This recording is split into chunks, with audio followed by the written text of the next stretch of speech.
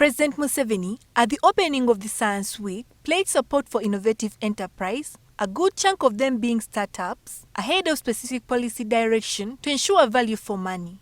Today, the Trade Ministry and the Private Sector Foundation sought to scrutinize key points of the startup policy, now in the offing. So we hope that with support from government, we should be able to have a draft policy by end of year or early next year. Then we'll work on approvals and make sure that we have the first ever national startup policy for Uganda. Because we know we have a lot of laws in this country. We have laws, we have policies around MSMEs, we have something around innovation. But we wanted to see, are there unique challenges? Are there unique problems to startups?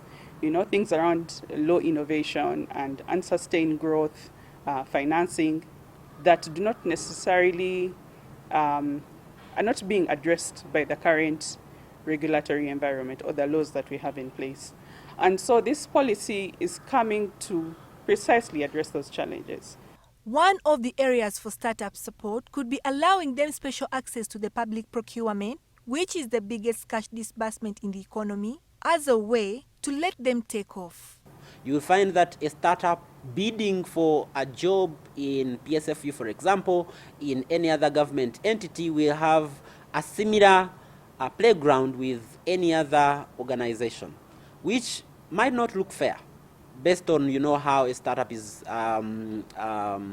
maybe how big it is and how its services are. But you find that they are more efficient in service delivery than the other enterprises, but because of some of the system issues, you find that they are not given an opportunity to do that. But with this policy, maybe we will have to emphasize things like collaboration.